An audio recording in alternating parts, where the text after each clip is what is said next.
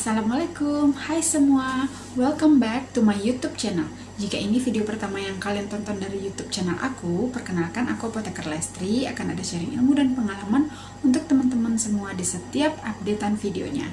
Kali ini saya akan membahas tentang bagaimana cara mengurus surat izin praktek apoteker agar apoteker tersebut sah berpraktek menurut peraturan perundang-undangan yang berlaku.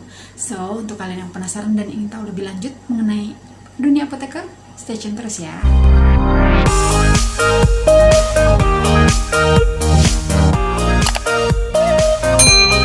Pertama, saya akan menjelaskan kepada teman-teman apa sih itu surat izin praktek apoteker. Apa sih perbedaan antara SIP atau singkatannya SIP, SIPA, dan SIKA? SIP adalah singkatan dari surat izin praktek. SIPA adalah singkatan dari surat izin praktek apoteker. SIKA adalah singkatan dari surat izin kerja apoteker. Jadi perlu teman-teman tahu ya bahwa dulu untuk istilah surat izin praktek apoteker itu digunakan istilah SIP atau surat izin praktek. Jadi ini berlaku untuk semua surat izin bagi apoteker yang bekerja di bagian mana saja. Kemudian terjadi perubahan peraturan sehingga SIP itu diubah istilahnya menjadi SIPA dan SIKA. Nah, maksudnya adalah dulu SIPA, surat izin praktek apoteker, digunakan untuk apoteker-apoteker yang berpraktek di pelayanan masyarakat. Contoh seperti rumah sakit, puskesmas, apotik, klinik, dan lain-lain. Sedangkan SIKA digunakan untuk apoteker yang berpraktek di sarana selain pelayanan masyarakat. Contohnya adalah di industri farmasi, di distributor obat. Nah, itu digunakan istilah surat izin kerja apoteker. Kemudian terjadi lagi perubahan sehingga sekarang semua surat izin praktek apoteker disamakan dengan istilah SIPA, surat izin praktek apoteker. Jadi dimanapun apoteker tersebut berpraktek, surat izinnya disingkat dengan sebutan SIPA. Oke teman-teman, sekarang sebenarnya SIP, SIPA, dan SIKA itu tidak ada perbedaan, hanya saja perubahan istilah. Bagaimana tahapan agar seorang apoteker mempunyai SIPA tersebut? Nah, teman-teman harus tahu ya bahwa dasar dari semua itu adalah teman-teman apoteker harus mempunyai sertifikat kompetensi.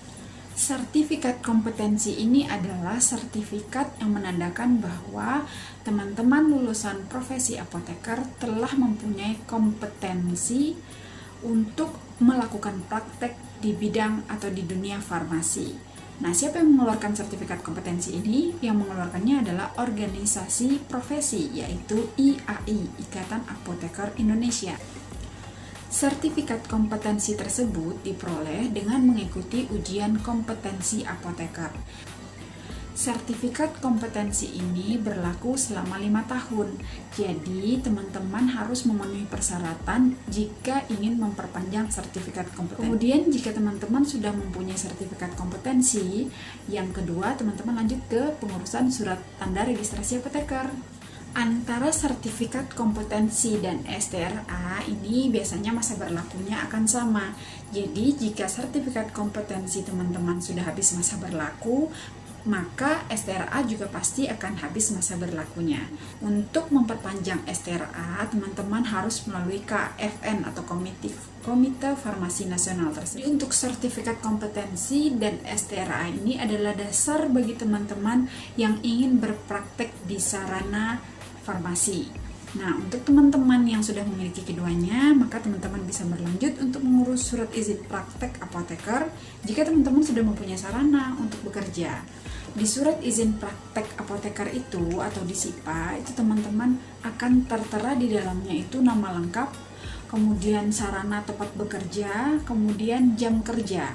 Jadi ini berguna untuk nanti teman-teman kalau ingin memperpanjang yang namanya sertifikat kompetensi. Untuk teman-teman yang penasaran atau yang belum tahu nih bagaimana cara memperpanjang sertifikat kompetensi, nanti kita bahas di next video ya. Untuk saat ini, SIPA ini masa berlakunya sama dengan masa berlaku sertifikat kompetensi apotekernya. Misalnya sertifikat kompetensi apoteker teman-teman ini habis berlakunya tahun 2021, maka STRA dan SIPA juga akan habis masa berlakunya di tahun yang sama. Nah, jika teman-teman sudah memiliki SIPA nih, teman-teman baru bisa melanjutkan untuk pengurusan izin dari sarana tempat teman-teman bekerja. Jika sarana tersebut membutuhkan apoteker sebagai penanggung jawab, maka sarana tersebut baru bisa beroperasi setelah mempunyai penanggung jawab dan mempunyai SIPA gitu. Jadi masing-masing sarana ini istilah izinnya berbeda-beda ya teman-teman ya. Jadi jangan bingung nanti kalau teman-teman menemukan ada berbagai perbedaan istilah surat izin sarana gitu. Jadi ikutin terus video aku ya, agar aku bisa bantu teman-teman untuk memberikan informasi dan pengalaman bagaimana dan apa saja yang harus teman-teman penuhin agar praktek apotekernya berjalan dengan lancar. Terima kasih sudah menonton, semoga video ini bermanfaat untuk kalian semua, dan jangan lupa klik tombol like and subscribe agar aku semangat terus untuk upload video dan memberikan informasi kepada teman-teman semua tentang dunia apoteker. Sampai ketemu di next video. Assalamualaikum.